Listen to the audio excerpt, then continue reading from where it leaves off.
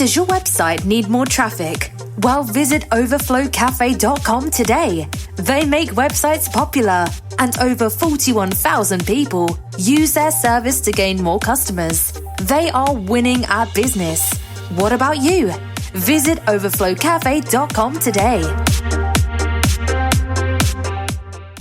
Hi, this is your girl T with Rockefeller's Barbershop, located at 1733 Babcock in San Antonio, Texas. Whether you're looking for a haircut, a shave, braids, dreads, weaves, color, we do it all here at Rockefeller's. You can hit me up at 210-884-9046.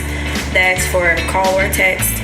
And on Facebook and Instagram at Takesha Williams. That's TAKESHIA William. And you're listening to us now on I Am Refocused podcast on iHeartRadio. You are listening to I Am Refocused podcast special edition with your host, Shemaya Reed. This podcast is designed to inspire you to live your purpose and regain your focus. Now, let's tune in into today's podcast.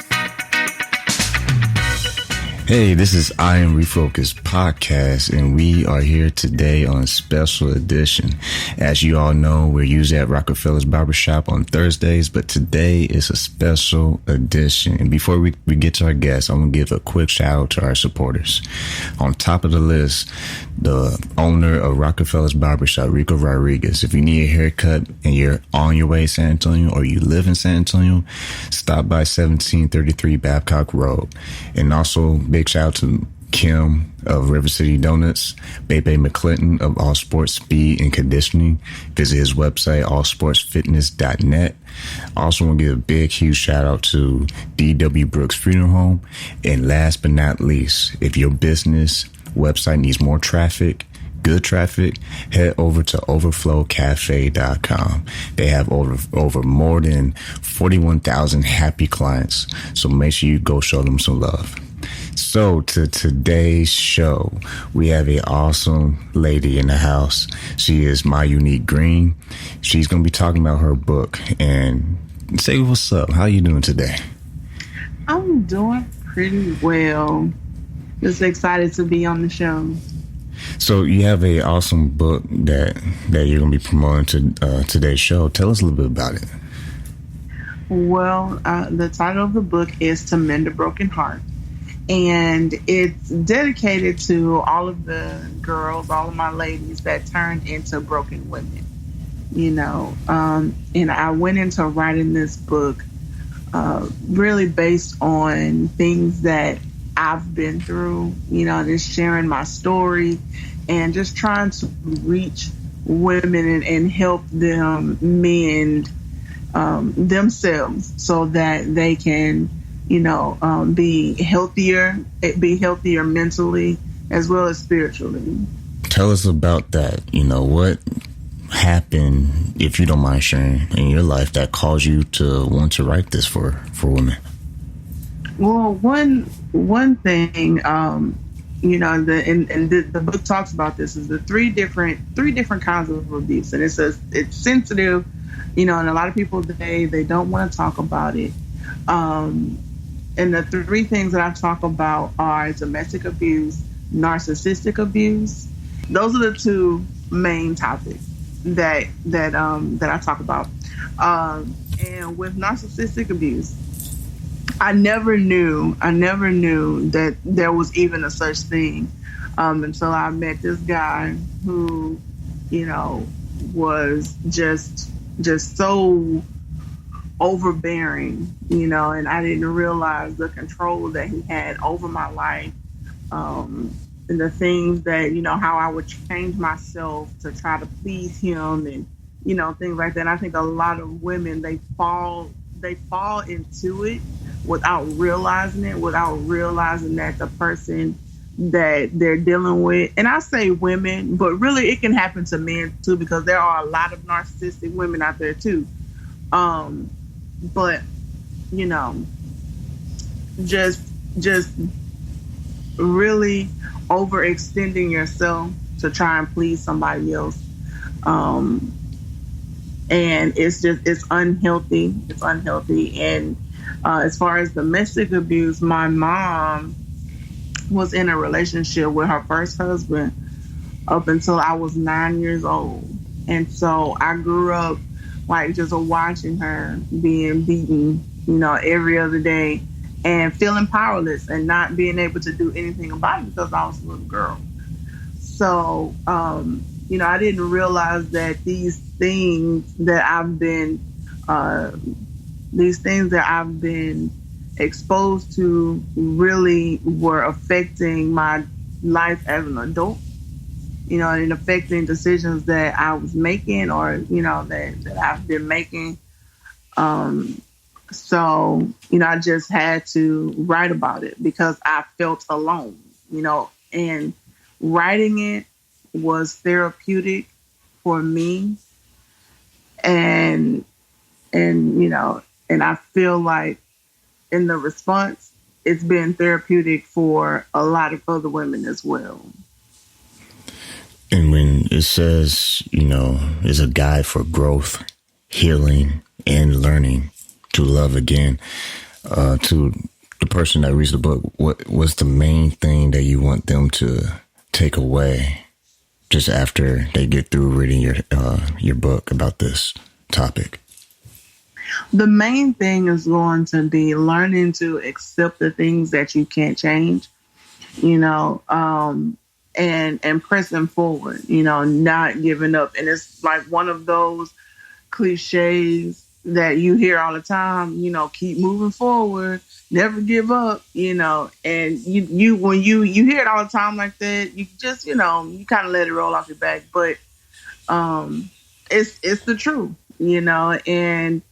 and that's like one of the main things, that whatever you're going through, this is not the end, and I touch on things like mental illness in the Black community and how it is so dismissed. Like mental illness in the Black community is dismissed as a lack of faith, and it's not, like it's God is God, and and being spiritual that's all fine. But at the same time, you need help, you recognize that you need help, then you should seek help. And there are people in place, different counseling services that can be there for you in your time of need, if you're suffering from depression or suicidal thoughts or things like that.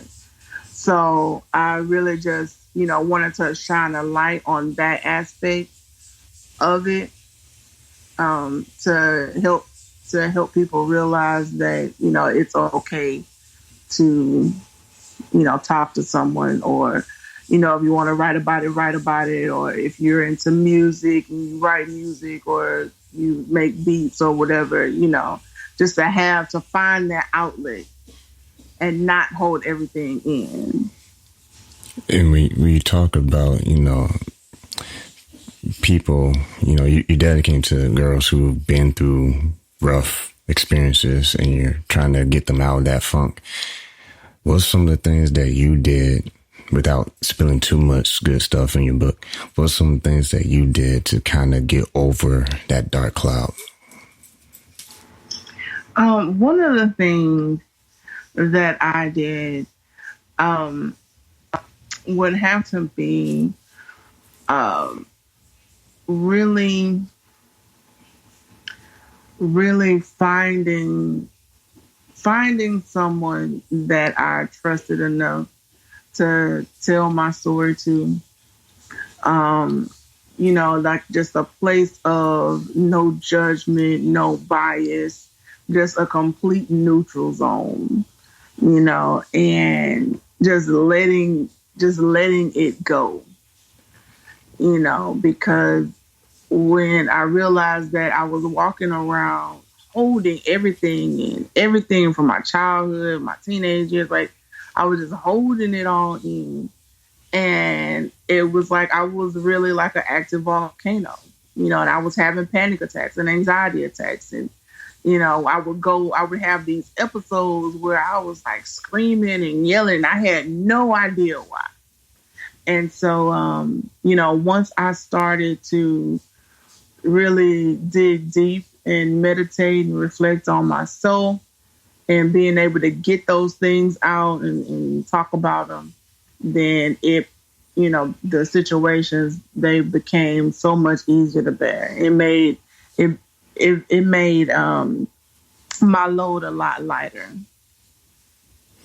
And when people are going through the transition of bettering themselves and finding why they got to where they are, because would you agree that it takes someone to be honest with themselves to find out that they're in that situation versus playing it off and saying, it's okay? Yeah, I very much so agree. I really do, because, without that honesty, it's not going to work. If you are continuously sweeping things under a rug, things are happening to you, and you are just so accustomed to just go ahead. Let me go ahead and slide this under the rug too. It's fine. You're smiling for everybody else, but you're dying on the inside. It's not helping you, So, yeah, I agree. You would have to be honest with yourself that, if things happen to you, hey, these things are happening to me, and it's ultimately up to every one of us to deal with our situations. Either we're going to let them control us or we're going to be in control of them. So. And as a writer, this is a process for yourself to just kind of expose who you are to the world. Have you ever felt like, man, what did I sign up for? Or is it something that you're passionate about? Like, this is something you always wanted to do? Or tell us about that. Was it a process? Do you discover later in life this is what you want to do? Or tell us a little bit about that. Well, I've been writing for a while, and To Mend a Broken Heart is actually my 17th, my 17th novel in a way, even though it's different than everything I've written. But I've published 16 other titles before this one, and this one is so different because, like you said, this is this is my story. It's personal. It's exposing myself. It's like just shining the light on a whole bunch of stuff, not just myself, but things that happened in my family. So it was doing this one in particular. It was definitely a process because when you write things that show other people in a negative light, or like my mom, for instance, and what happened to her is something that she hasn't quite dealt with yet. And so when she saw it and when she read it, she was just like, oh man, I didn't know you felt like this, or you know what I'm saying? So it's just this To Mend a Broken Heart is definitely an extension of me. And I don't think that I went into writing. I didn't go into writing it as, I want to write this so that I can make a bunch of money or, things like that. It was just, like I said previously, like it was just therapeutic for me. And then at the end of it, I realized that it could help someone else. So that's what just gave me the strength, the ultimate push to go ahead and put it out there and let it be known. But it was a process. And as a writer, as an author, what's the hardest part? Let's dabble into the book industry. What's the hardest part? Is it trying to market yourself as a writer, or do you just kind of release it out there and see what it does? Like, what's that process like for you? That process, oh man, I think that's one of the longer processes, because it's like you have to build anticipation for it, and because it was a little easier for this one, because as I mentioned, that I had already released 16 titles, and a couple of them were best-selling titles. So I kind of already had established a little bit of readership. But, other things that some of my previous works, like that was just, I'm going to just write it and I'll put it out there. If it works, it's like a sink or float kind of thing. I'm going to just throw it out there and, we'll see. But when you're trying to do something that is meant for other people in a way, like with this one, when it's you needed to get that reach, so that it can spread and find that person, find that target audience, and so the marketing with the book marketing is shifting. Oh, I think that can be said with any business out there. I mean, trying to have that secret sauce market where all of a sudden you have all these followers and all these, sales. It's a mystery for most of us, Yeah. Now, I do my homework, and I read a comment from someone who made a review on your book. And just paraphrase what they were saying. They were saying what you was talking about earlier.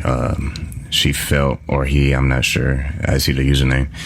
They felt that the book was very written well, to where you were honest and open and pouring out your heart and soul. That being said, what is your reaction when you read those type of comments, when people take time out to support your book? And how does that make you feel when you see that come your way?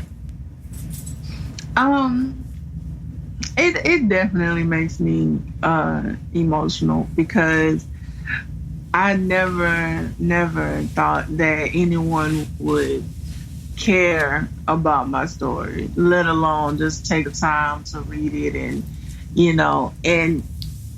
I get messages from people all the time where it's just like, oh, this really blessed me, thank you. And a lot of people just thanking me, and I'm just being honest, I'm just really, man, like it really humbles me to know that this whole time I've kind of really just been holding this story in, and it's like as soon as I let it out, and the response has just been so amazing, where it's just like, this is what I should have been doing.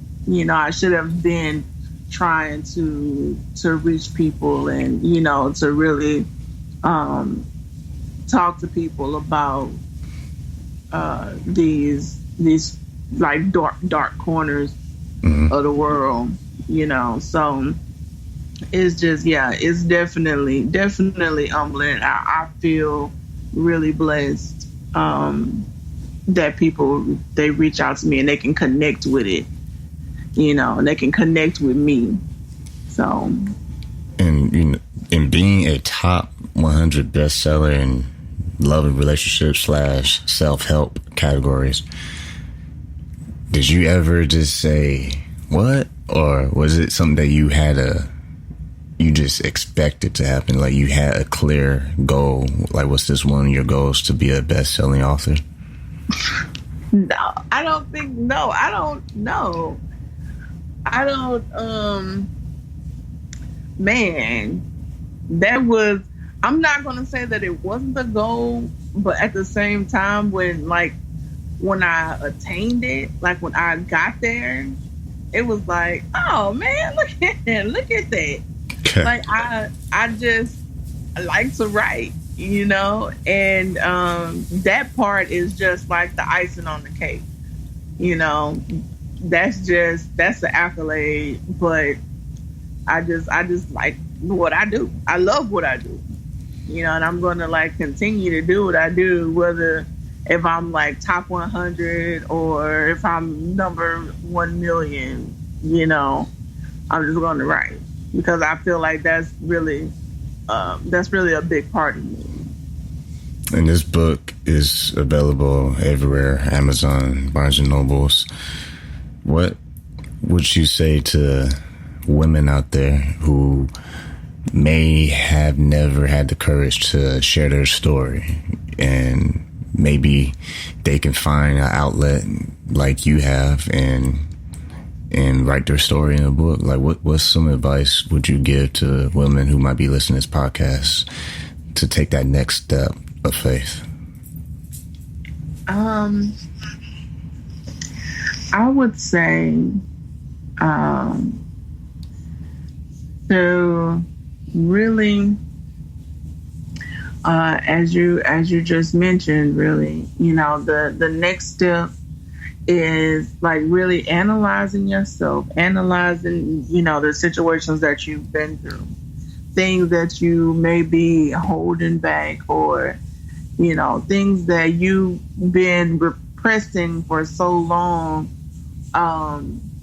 because you don't want to think about them, or they may be, too painful to think about.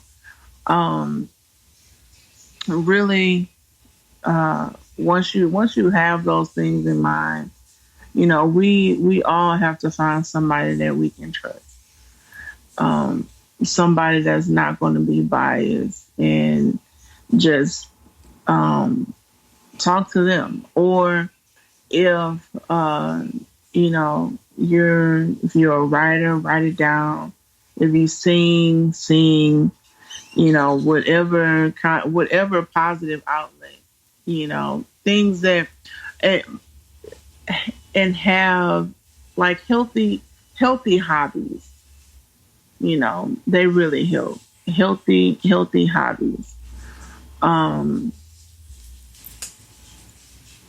just, you can, however you find the work you're on, because I talk about spirituality, because the God for me has really been the glue that's held me together through everything, through this whole process. But at the same time, I realize that a lot of people, they don't believe what I believe, or, they don't believe in God at all, so I try to be neutral when I address people. So it's kind of twofold. If you are a spiritual person, I say really go to God and be specific when you talk to him and whatever it is that you're trying to overcome. That way when you see it turn around, you're going to know that it's him, and if you're not all that spiritual, or if you don't really, believe, then, that's when meditation and healthy hobbies come into play. So I try to be respectful for everybody's views. That's good. And the title, To Mend a Broken Heart, I think everybody experienced that at least once in their lifetime. So I think it's a good book for just anybody to kind of dissect and learn from. What are some of the goals you have? Because this is number 17, right? Correct? Mm-hmm. So what are some of your goals for the future books that you might release, or just what you already have? What's some of the goals in the near future that you want to obtain? Some of my future goals is I am working on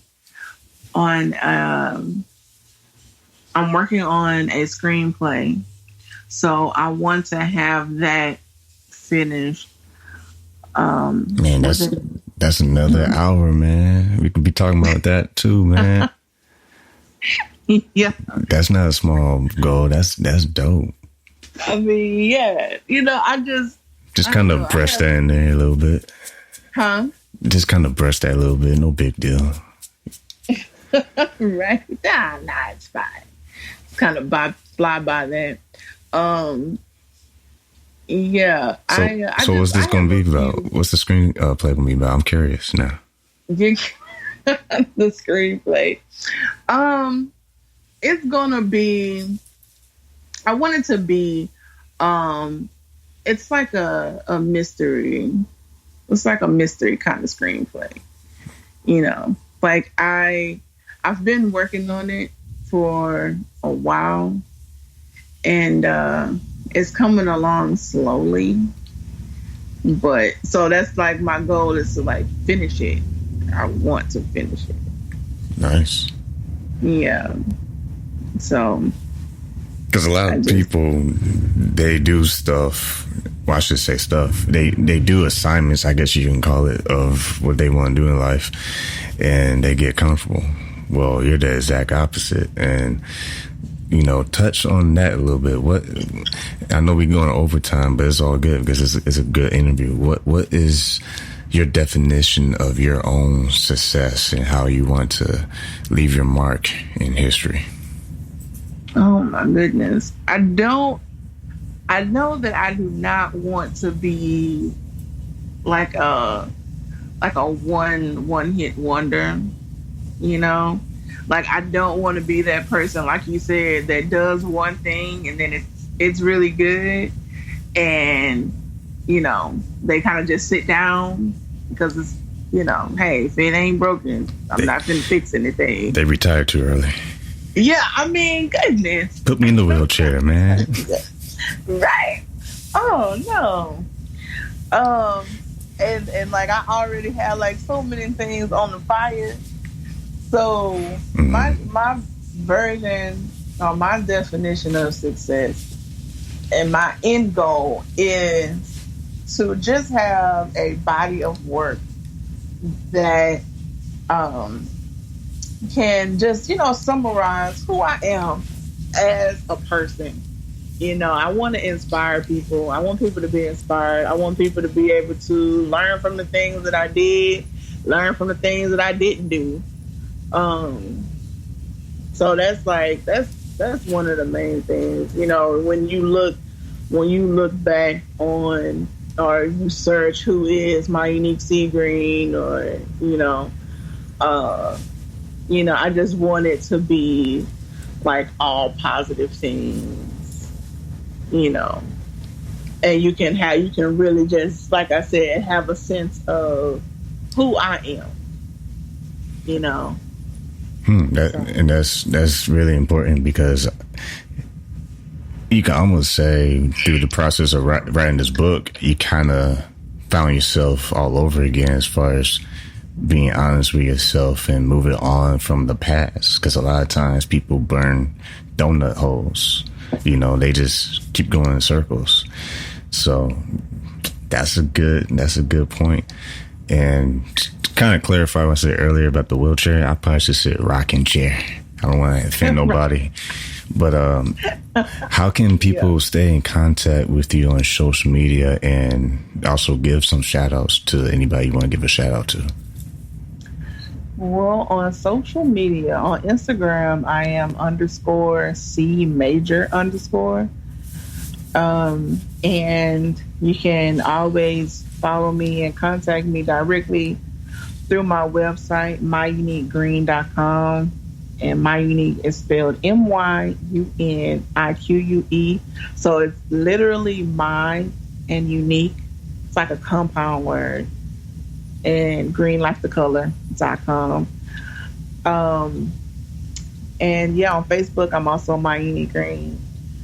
So I'm pretty responsive to all kind of messages. If you order To Mend a Broken Heart through my website, I send them out signed already. So you just let me know who you want it to be signed to, or if it's a gift things of that sort. I can I do gift wrapping and all of that jazz. Oh, that's nice. VIP style. So all y'all listeners, make sure you go to her website. And if you did catch that, that's myuniquegreen.com. That's myuniquegreen.com. And shout out, who you got a shout out for? I am going to shout out, I don't know. Have so many people that I want to shout out, and then now it's just like maybe a city. So you can cover everybody. Right? Oh man. Okay, well, I'm gonna shout out to my mom, who has been a trooper during this whole process, because she has kind of, like I said earlier, she just, she's been amazing. And she's been very, very supportive of everything. She's my number one fan, so I will always love her for that. Then I'm going to shout out my grandmother, who is just such a great, great grandmother. And everybody in my family, except the people who hate me, and that's fine that they hate me, but it's all love. They just confused. Yeah, there you go. Guess in a way, all my haters get a shout out to. That's the best love, because at least it's real. That's another show. That's another show, man. Right. But it was an awesome, awesome podcast, awesome interview. And if you want to know more about Myunique Green and more about her books and where you can find them, go to her website, Myunique Green. Follow her on Instagram at _C_major_. I did stalk you, it's in the bio. And also on Snapchat, she's on there, CC_major. So, man, it was an awesome show. Thank you so much for being on here. Yes, thanks for having me. Yes. And like we always close this broadcast, y'all, never want to close without saying these last words. Keep God first, stay focused, and peace.